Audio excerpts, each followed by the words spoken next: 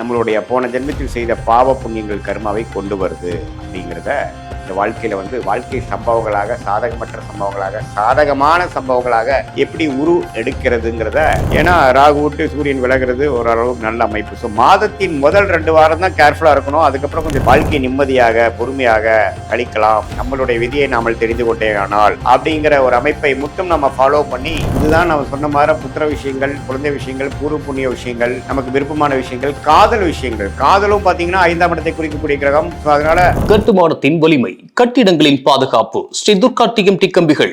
PVR garden signature living T Nagar இப்போ திருவள்ளூருக்கு வந்தாச்சு. Near DMart on new bypass road, Tiruvallur நகராட்சிக்குட்பட்டது. பிளாட் 20 லட்சம் முதல். கான்டாக்ட் 9955511814.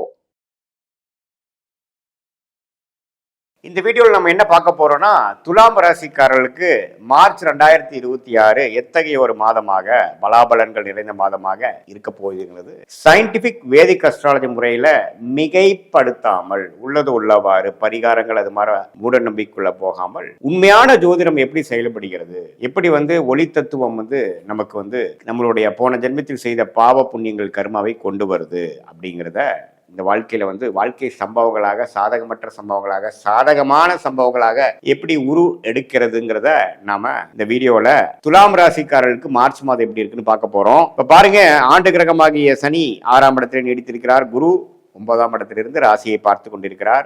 ராகு 5ஆம் இடத்திலும், கேது 11ஆம் இடத்திலும் நீடித்திருக்கிறார்கள். ஆண்டு கிரகத்தின் பயிற்சி மார்ச் மாதம் எதுவுமே நடக்க போறதில்லை. சரி, மாத கிரகமாகிய ராசி அதிபதி ஆகிய சுக்கிரன் எப்படி இருக்காருன்னா உச்சம் பெற்றிருக்கிறார். இப்ப மாச ஸ்டார்டிங்லயே பாத்தீங்கன்னா சுக்கிரன் மீனத்தில் இருக்கார். சோ ராசி அதிபதி உச்சம் பெறுவது அருமை.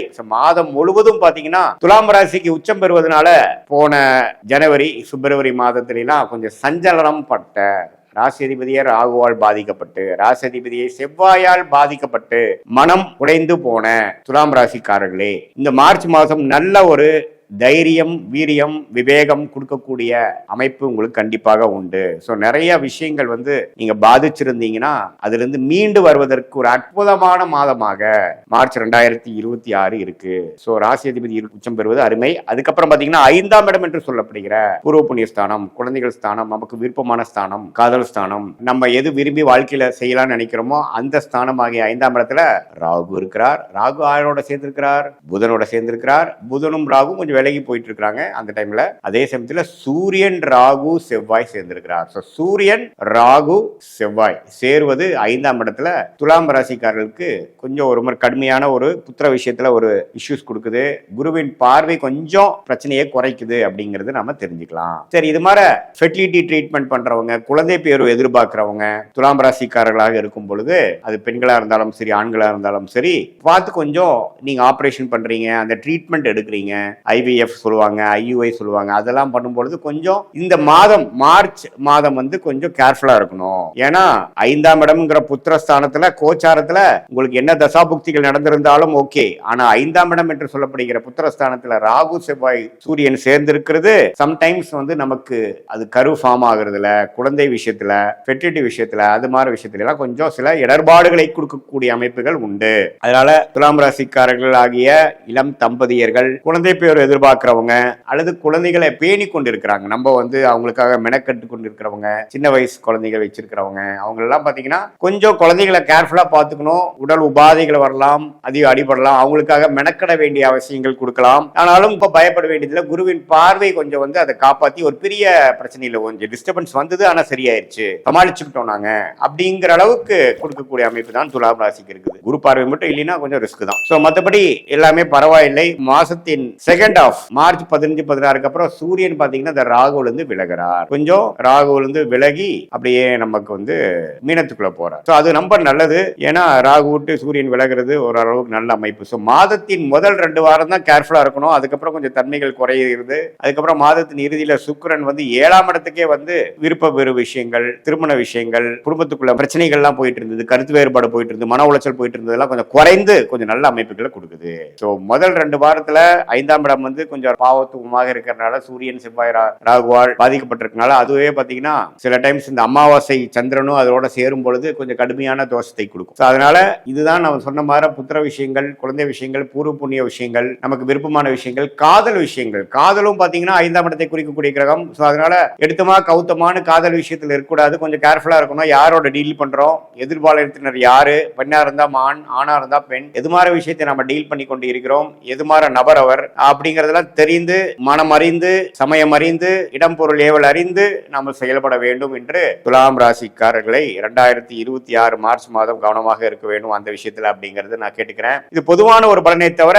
துலாம் ராசிக்காரர்களுக்கு பாத்தீங்கன்னா அவங்க என்ன லக்னத்துல பிறந்தாங்க, எந்த பிறந்த தேதி, பிறந்த டைம், பிறந்த ஊர்ல பிறந்து அவங்க ஜாதகம் எப்படி, லக்னாதிபதி எப்படி, ராசிதான் துலாம், லக்னமும் துலாமா, நட்சத்திரம் வந்து விசாக நட்சத்திரம், சுவாதி நட்சத்திரம், சித்திரை நட்சத்திரத்துல எந்த நட்சத்திரத்துல பிறந்திருந்தாலும் அவங்க வந்து லக்னம் என்ன லக்னத்துல பிறந்தாங்க, என்ன தசாபுக்தியில் போய் கொண்டிருக்கிறதுங்கிறதெல்லாம் நம்ம தெளிவா பார்க்கும் பொழுதுதான் உண்மையே நம்ம சொன்ன இந்த கோச்சார் அமைப்பு உண்மையே துல்லியமான பலன்கள் எடுக்க முடியும். நல்ல அருமையான தசாபுக்திகள் போய் கொண்டிருக்கும் பொழுது லக்னத்துக்கு அந்த என்ன லக்னத்துல பிறந்தாங்களோ அந்த லக்னத்துக்கு நான் சொன்ன மேன்மையான பலன்கள் இன்னும் கொஞ்சம் நல்லாவும், மிகவும் சுமாரான தசாபுக்திகள் அந்த துலாம் ராசிக்காரர்களுக்கு போகும் பொழுது கொஞ்சம் நான் சொன்ன சாதகமற்ற பலன்கள் கொஞ்சம் அதிகமாகவும் சாதகமான பலன்கள் குறைவாகவும் இருக்கும் நீங்க தெரிஞ்சுக்கணும். பொதுவாக பார்த்தீங்கன்னா இந்த சயின்டிபிக் வேதிக் அஸ்ட்ராலஜி முறையில் எப்படி ஒன்னொன்னுக்கும் நமக்கு வந்து கிரகங்கள் இருக்கு, நம்மளுடைய வாழ்க்கையை நம்ம வாழவே இல்லை. ஏன்னா உலகமே வந்து எல்லாமே ஒரு கட்டமைப்புக்குள்ள தான் இருக்கு. நம்ம இப்ப பேசிட்டு இருக்கோம், என்னுடைய மூச்சு என்னோட கண்ட்ரோல் இல்லை, என்னுடைய ரத்த ஓட்டம் அதே ஒரு சக்தி செய்து கொண்டிருக்கிறது. அதே போலதான் நம்ம வாழ்க்கையும் பார்த்தீங்கன்னா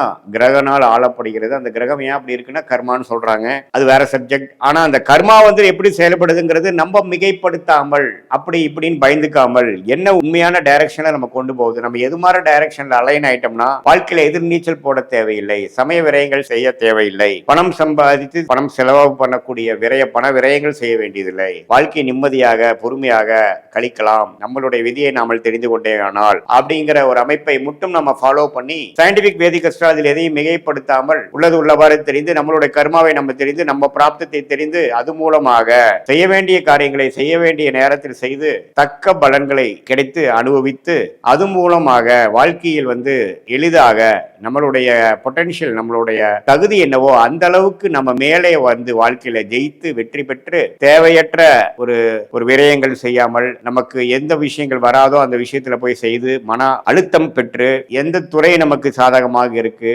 மெடிக்கல் துறையா, இன்ஜினியரிங் துறையா, ஐடி துறையா, தொழிலா, வேலையா, வெளிநாடா, இது மாதிரி எல்லா மனதில் இருக்கக்கூடிய கேள்விகளுக்கும் சரியான நம்மளுடைய விடைகளை தெரிந்து அதுக்கு தகுந்த மாதிரி நம்ம வாழ்க்கையை திட்டமிட்டு வாழ்வையானால் வாழ்க்கையில் எழுதி வெற்றி பெற முடியும் என்று சொல்ல விரும்புகிறேன். மீண்டும் மற்றொரு காணொளியில் சந்திப்போம். நன்றி, வணக்கம். இந்த வீடியோ உங்களுக்கு பிடிச்சிருந்தா லைக் பண்ணுங்க, ஷேர் பண்ணுங்க, கமெண்ட் பண்ணுங்க. மறக்காம பெல் பட்டனை கிளிக் பண்ணிட்டு பக்தி கஃபே தமிழ் சேனலை சப்ஸ்கிரைப் பண்ணிடுங்க.